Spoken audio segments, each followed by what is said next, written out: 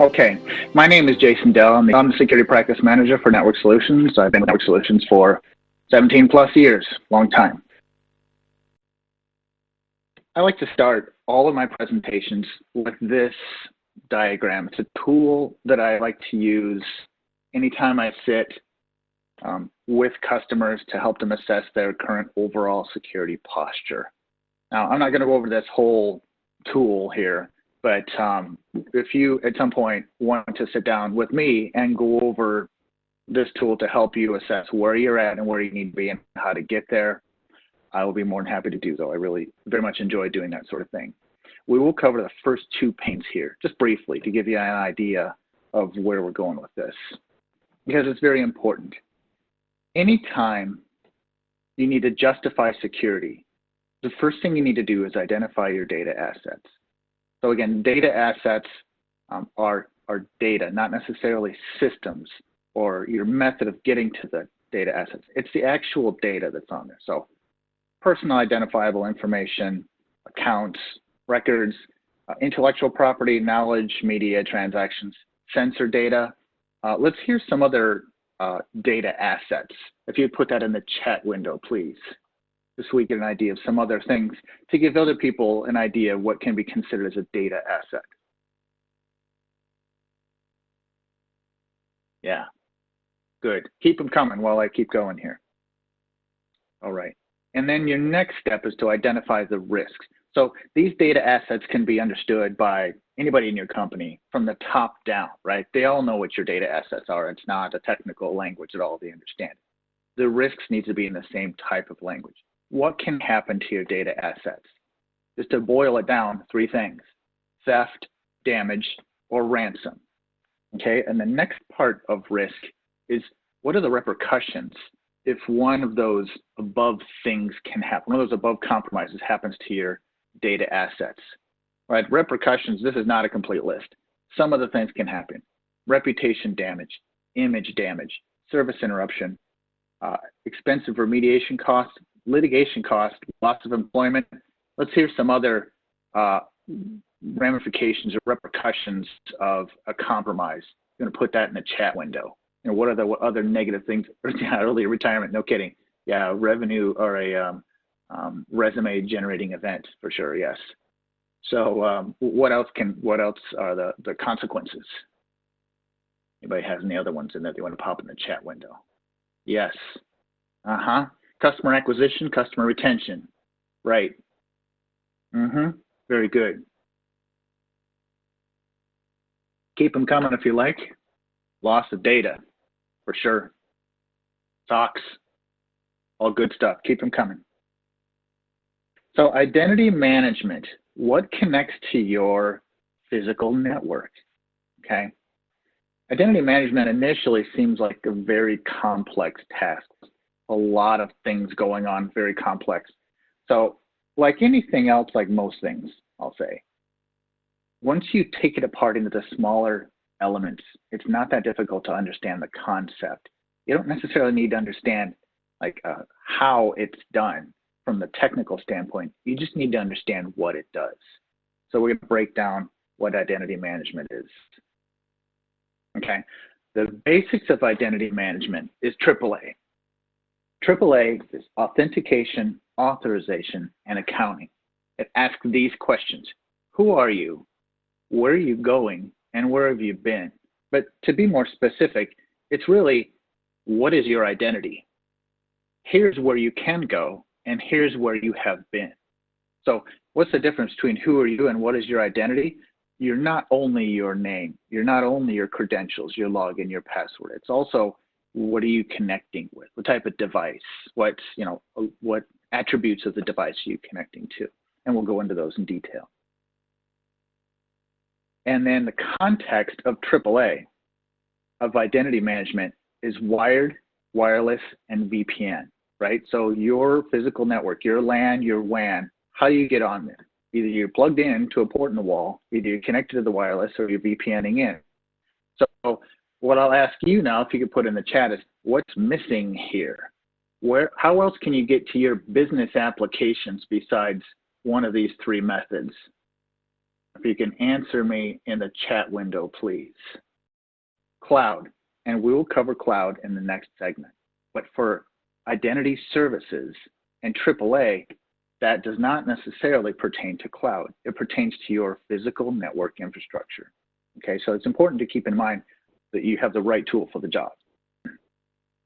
Identity services can include some of the following here. Guest access. How do you allow guests to access your network?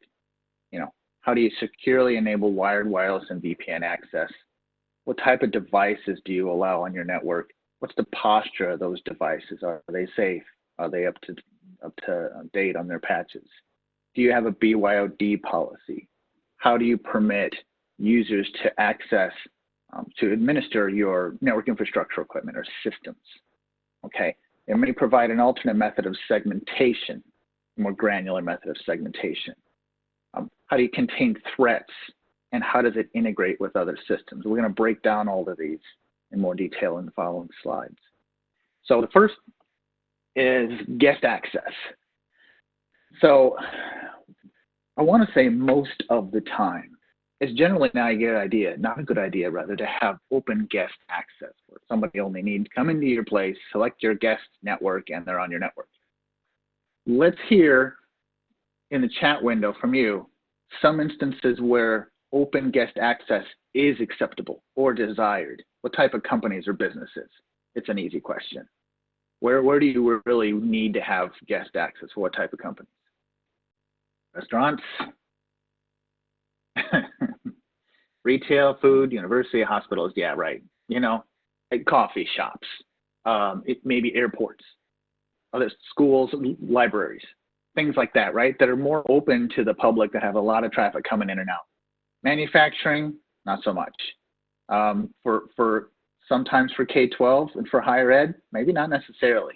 I've seen yes or no both times. You really need to consider. Yeah, you need to consider, is there a business justification for permitting open guest access? And that needs to be understood and acknowledge the risks of permitting guest access to your network. Right? I mean, first of all, that they're on your network and they're traversing the same devices often as your production network, even though they're sequestered from each other. Who knows down the road if that allows some way of doing an attack on those defenses. Second, can they hang out in your parking lot and just soak off of your internet all day? What's up with that? Can they do a denial of service attack from a guest network if somebody is nearby and within range?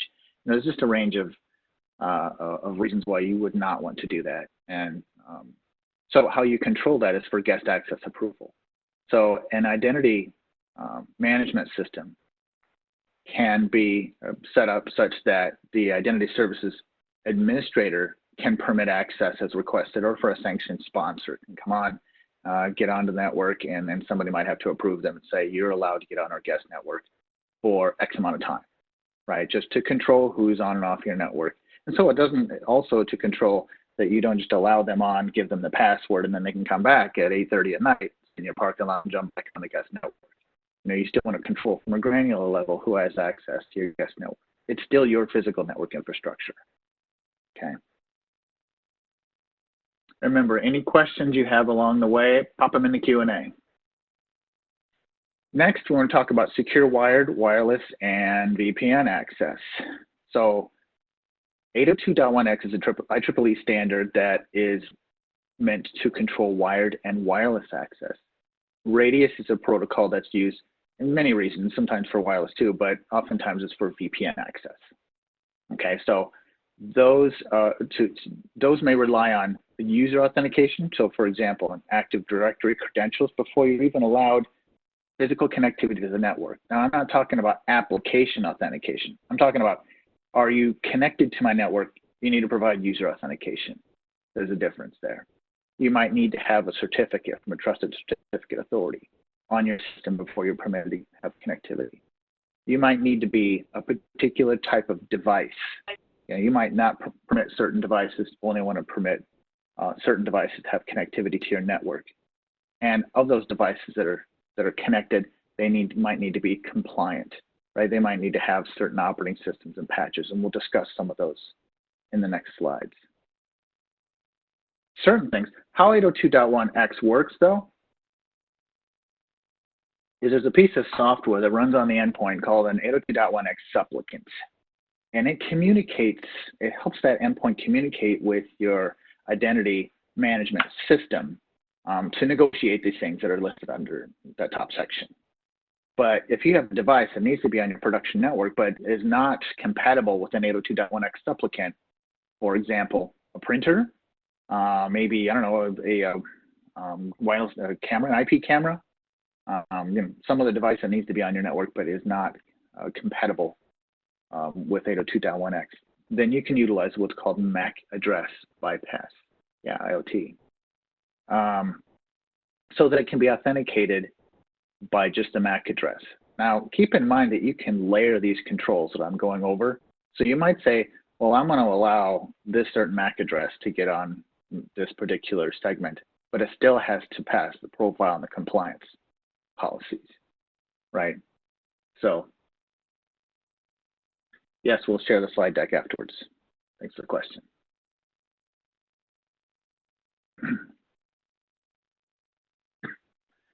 Profiling or asset visibility. Here's some examples of a profiling policy. Only company-owned networks will give them full access. Or iOS or Android devices are automatically assigned to a guest segment. Or IoT devices are assigned to an IoT segment. Your IP phones rather assigned to a VoIP segment. Your cameras are assigned to a dedicated segment just for your cameras. Those are some examples you could do for just what kind of device is it, without going any deeper, and what is it allowed to connect to. Okay, and along with that, posture or compliance goes a little deeper. So let's say you permit, PCs to connect or Macs to connect to your network, but only particular operating systems. They need to be up to a certain patch revision. They need to have anti-malware of a list of approved anti-malware installed. You need to have desktop firewall. Those are just examples that you may choose to turn on for compliance before they can have connectivity to your physical network infrastructure. The next thing is BYOD. Now, first you need to make a decision as to whether you want to allow BYOD at all.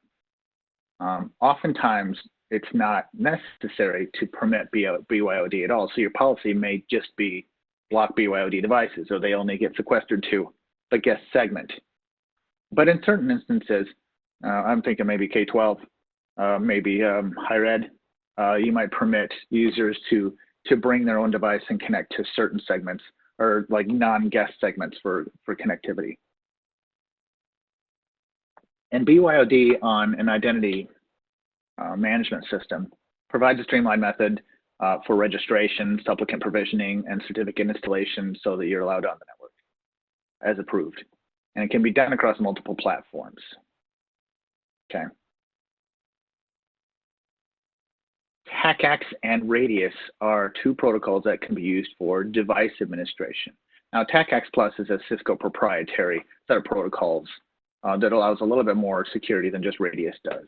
But the reason why you'd want to set this up is so that if you have, especially if you have a large company with a lot of devices, network infrastructure devices, a lot of routers, switches, firewalls, and you allow administrative access to those for configuration purposes. Oftentimes people will just have a local set of credentials on each of those devices. But if you have people that are coming and going from your company, then that's kind of a liability to have someone leave and they know the credentials to log into your network infrastructure. It's better if that's tied in to your identity management system to, let's say, an Active Directory, where all you need to do is just disable that user account, and then they can no longer access your network infrastructure equipment for management purposes. It just reduces the accounts that disable for employee termination too, right? When if there's an employee is terminated or whatever the software word for termination is, you have to go around and find all these accounts that they have and shut them down. But if you can reduce those to say, all right, these are all tied to Active Directory, so I just need to disable an Active Directory account, streamlines the process. Security or group-based policy. This is where certain types of authentications and certain types of devices that meet the other policy constraints are allowed to certain destinations. Now, I want to specify here to say, you know, most people do this through, let's say, just VLANing, right?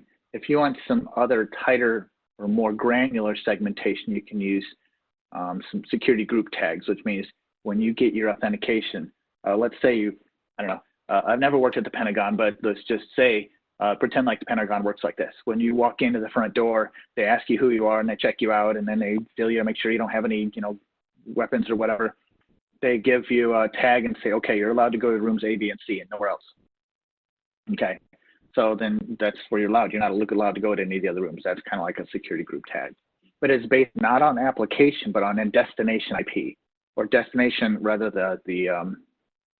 through the connected switch that it's connected to. So understand that it's not to allow granular connectivity to individual applications on the same server. It's to allow connectivity to a particular endpoint within your network. Right, so that can be a lot more granular. And then rapid threat containment, I mean, this is really a Cisco thing, but I'm sure others do a similar scenario. So let's go through a scenario like this. Susie works in marketing.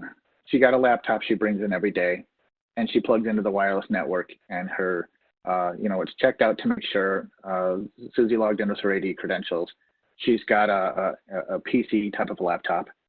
Right, and she has the proper OS, and she's up to snuff. She's able to get onto the network, and she does her thing every day. But one day, say 3:30 in the afternoon, Susie's machine is doing a port scan. So that's picked up by a third-party security tool that's, let's say, NetFlow enabled to watch certain traffics and look for baseline and look for anomalous type of traffic and look for threatening traffic. This third-party security tool can say, whoa, this isn't what I'm used to seeing from Susie's machine. She's doing a port scan.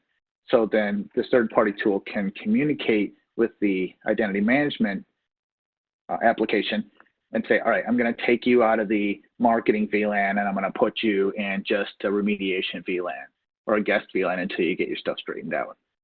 Right, that's what rapid threat, and it does that on the fly. So understand that a network or an identity management system in itself cannot necessarily detect the threats. It's to enforce policy. This other tool that can detect the threats but cannot enforce a policy, they have to work together, right? So your NetFlow managed tool, let's say it's Cisco StealthWatch. Cisco StealthWatch can watch for threats, but when there's a threat, all it can do is tell you, hey, there's a threat. Because its NetFlow is sort of out of band. It's not meant to make any changes. It's just there to alert you. ICE, the Cisco tool, is meant to set the policy based on your posture assessment. So if StealthWatch tells ICE, hey, this is now a threat, then it can change its status. It can change the identity status and put them into a remediation segment. So that's what rapid threat containment is all about there. Right? You could say in this case that identity services engine is network as an enforcer, and StealthWatch would be your network as a, oh gosh, I lost the term. Network as a scanner, network as a, sorry, lost it. It's something that's like a network as a monitor. Anyway, can't remember the term. But anyway, it watches your network, looks for threats, and it has to communicate with ICE to set those policies. All right, and then security ecosystem integrations means, security as a sensor, that was the term. Sorry for the delay there. Just needed a sip, I guess.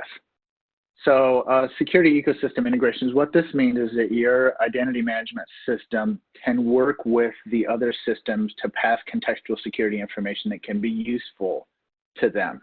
It may pass device type, location, time of access, posture, associated users. I'll use another example, and I'm going to use ICE again. I'm going to use a Cisco Next Generation Firewall as an example. So ICE, as soon as a device tries to connect and a user, you get the identity, everything about this endpoint and user you know, then that can be passed on to the next generation firewall where policy can be set to say, these type of identities have this access, and these other type of identities have this other access. That's integration, right? Similar to the example I showed before. But oftentimes it can be used, you know, the integration between them can be done through security group tags. Those are also called scalable group tags. You see the terms used interchangeably in different contexts. PX grid is a I think that's an IEEE standard. I don't think that's Cisco proprietary. PX Grid is a set of protocols for interacting between security devices and REST APIs. Right, so what this means is, the illustration of the picture there is this. Your security components work together like gears in a machine to have one solid security system. They all need to work together, pass information back and forth to each other to be an effective security machine to reduce the risk to your data assets. Okay, so that's what the importance of integration is all about. Remember in the last segment, I told you that that AAA has, the context of AAA is wired and wireless and VPN. So what about cloud? In this segment, we'll discuss cloud and some other things as well, some overlap. Zero trust is a term you're hearing more and more about. You also might hear trust no one, TNO, or zero trust is what I hear most of the time, and that's just pertains to the user. Really, the segment before pertained was heavily leaned on the type of device and the compliancy of the device. Now, there was some user authentication piece of that as well, but quite a bit of it was centric on the type of device to allow access to network infrastructure.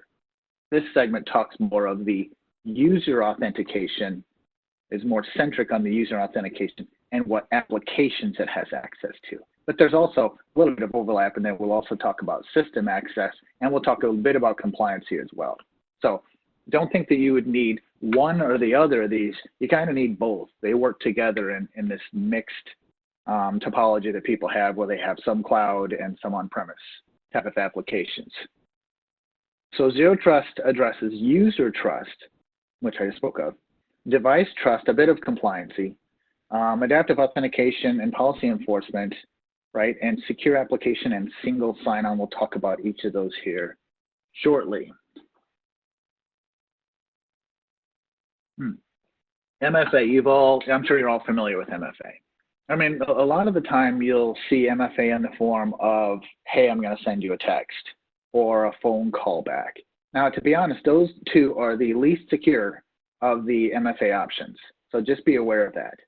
You've also probably used some other, more generic type of applications where there's a one-time code that sits up there for 30 seconds or so, and then it flips to a new type of code.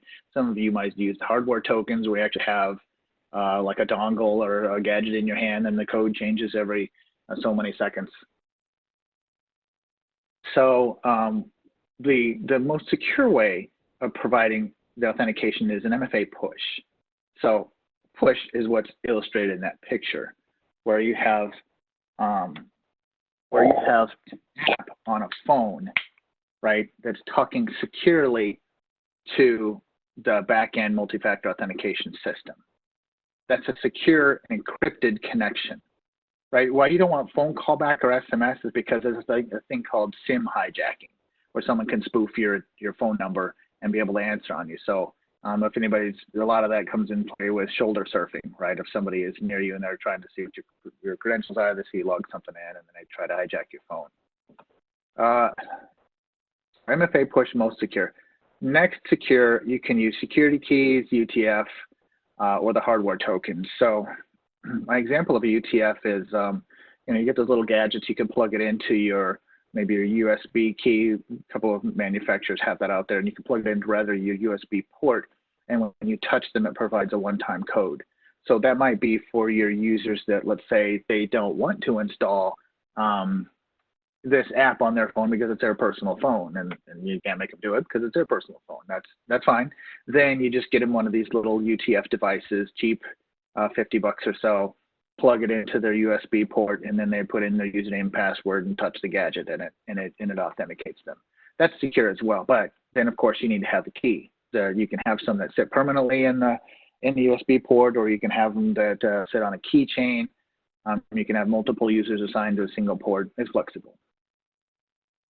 And then ideally, you really want to have self-enrollment so that as you have new people that are onboarding, they can add their own devices. Let's say if you're rolling out a multi-factor authentication like this and there are 300 of your users, you don't want to have to handhold 300 of these users. That's too much time. You really want to allow them the ability to securely self-enroll themselves and say, okay, this is my phone. I'm gonna install this app, and I'm gonna register this with this app so that it's ready to go. And really, that can be pretty seamless. Again, any questions along the way here, pop them into the Q&A. Right, and the next step was visibility. So the visibility piece is this. As you're connecting to these applications, for either multi-factor authentication or for single sign-on, which we'll talk about here shortly, you want to be able to control what is considered a risky device. So, for example, do you want to allow multi-factor authentication from an iOS device that has been jailbroken, or an Android device that's been rooted, right, or compromised? You might want to might not want to permit that. You might want to the visibility into security health. That also can tell you, hey, you're running an outdated operating system. You're running an old browser. If the application you're using uses Flash or Java, heaven forbid, then you have outdated versions of those. You need to update them before you can be allowed access. Or it can even just warn you and say, hey, just so you know, a new version of iOS came out. I'm going to give you 2 weeks to update. After 2 weeks, you don't get access. If you chose to be really, militant about it. Has the ability to identify corporate-owned versus BYOD laptops, desktops, and mobile, and identify a third-party agent if enabled, so a little bit of compliance there. Well, you can only connect to this web app if you have an antivirus installed, for example. Policy enforcement should be able to be implied globally to everybody, or per application, or by authorized networks, or by user location or group, so it's flexible, right? Should be very flexible and granular. Now, always my recommendation with anything is to keep it simple where you can. Try to do everything globally where it makes sense to do so, and minimize the number of customizations that you have. It'll just save you with administration down the road. Use that policy based on the security health of laptops I talked about before, and notify the users to remediate their devices, which I talked about already. And you can limit mobile access based on enrollment in MDM. So if you have a mobile device manager, K-12 customers are gonna understand this one the best. If you have one-to-one devices and you manage them all through a mobile device system, you can limit access to certain applications based on whether they are enrolled in this MDM, which is kind of a way to control BYOD devices. And you can also block access through anonymous networks like Tor. Okay, and the next part of this is single sign-on. So the single sign-on has the ability to tie into standard cloud applications, nearly any cloud application. Really, there's a standard called SAML2, and that's what nearly all cloud applications that enable a single sign-on at all will use. So that will tie in to, say, your Active Directory. So that then in order to have access to this cloud application, all you need to have is your Active Directory credentials.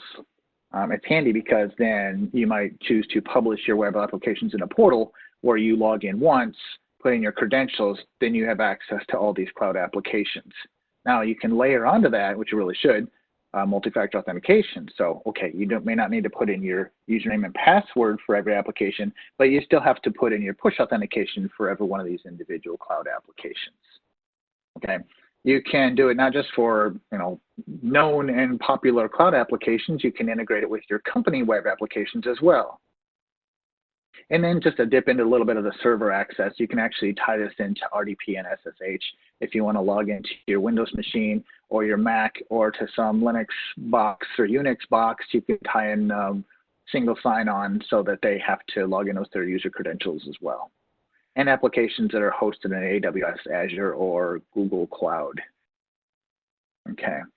Single sign-on very powerful because, again, just one account to disable. If you have to terminate an employee, you don't have to go around and find all these different accounts.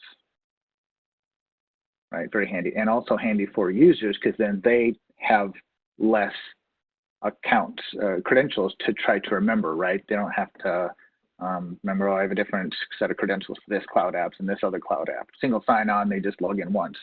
They can set a good strong password, the only limited number of passwords they need to remember. Okay, so I want to talk briefly about password managers. So to tie it all together, it really complements, multi-factor authentication and single sign-on where possible. There's still going to be a number of different accounts you need to keep track of, and it's difficult, especially as some of the standards are still to have long, complex passwords, and it's just challenging. You can only remember, and then you have to change it every so often, and yet it remembers the last 5 ones, and you're trying to think of, okay, I'm running out of great movie quotes and music lyrics to put down as passwords, right? So what am I going to do? So people tend to write them down somewhere, right? So you don't want that. Password managers, I think initially security engineers were really very leery of password managers because it's sort of the keys of the kingdom, right? Then you only have one set of credentials to compromise and you're in. But the security community as of late has been embracing password management. And I think really what makes it feasible and trustable is when you tie in multi-factor authentication. So if you're using your password manager and it requires you to do multi-factor authentication to get to your password manager in the first place, then that takes some of the risk away of somebody maybe phishing your master password right to your password manager. So, and keep in mind that a lot of these are available for individuals or for corporate use, and oftentimes the individual ones are free. So feel free to check them out. Just do your research to see which ones are out there and people recommend, I would say. Good named ones. Reduces the number of passwords the user needs to remember. Really, oftentimes there's only one master password. And then it can autofill website credentials, which is really handy if you got a lot of web apps. You just leave it running and it'll fill in your credentials for you. So another nice thing, when you need a password and you want a good password, your password manager can generate a long, complex password. All of my passwords are like 49 characters long, upper, lower. I don't know what they are. There's no way. I don't remember what they all are. I just have my password manager generate them all as long as the application can handle it and let that take care of it. I don't know a single one. So it works really great, and it's a time saver. So oftentimes when security is put in place, the user is left with the impression of, I have more and more roadblocks to get through, and the security is slowing me down. It's causing me problems. But for a change, password management, still considered a security tool, actually allows you to be more efficient and allows you to quickly. If you have your password manager tied into your multi-factor authentication, it's just a matter of going to your website, it's going to pop in your credentials, it's going to push to your phone. That's it. You just have to click one thing on your phone and you're in. So, and that sounds like it's risky, but it's not. There's several layers of security there that are very strong. Okay. Password managers can also do strength testing, so they can look through and say, well, you have such and such poor passwords, or you've reused this password 3 or 4 times in other applications. Some of them can do a dark web search, meaning it can look in the bad places to see if any of your accounts exist on those places. So that's handy. Meaning if you did find something like that, you just change your credentials, right? You change your password. I mentioned MFA and SSO is highly recommended. I'm going to go with required, right? If you're going to do a password manager, it really must have multi-factor authentication. Single sign-on, fine too, because single sign-on implies MFA, so even better. And I would beware of native browser password managers. Nearly all of them have one. I just don't trust them. I've seen some press where certain ones have been easily compromised. I just recommend going into your browsers and disabling remember my password or remember my credentials altogether and going with a password manager. Again, you can get ones for individual use that are free. So check it out for your own use, and if you like it, then consider it for your corporate use. All right, so I'm going to give you, for the end of my segments here, just one story, and I won't go into too much detail because I do want to protect the identity, but I'll tell you that a while ago, we had a customer come to us and they had a massive ransomware breach attack that started one weekend. And this company had multiple Active Directory domains that were corrupted. Nearly all the company data was lost. The virtual infrastructure was corrupted. The backups were compromised because it was a bad design. And there were several days of complete downtime, and days and days and days of expensive remediation costs, including after hours and weekend rates. So many times when I talk to customers, I'm trying to convey that I'm not trying to scare them into this. You know, I'm trying not to preach fire and brimstone, but bad things really do happen. And when they happen, it hurts bad. It can cripple, debilitate, end a company. So just go through, you know, a security assessment of what you have, what your data assets are, of how, you know, you're protecting those data assets. Make sure you have a remediation plan in place. Make sure you have insurance to cover the remediation, because remediation's all good and fine, but you need to be able to still pay for it when it happens. Okay, so again, that's just this is probably the worst compromise that we've had to deal with, and so it's a big deal, and they're going through a lot of pain for us. But just watch out and cover all your bases, and I would say avoid taking shortcuts where possible. At least know what your risks are, and then you can make those decisions based on that.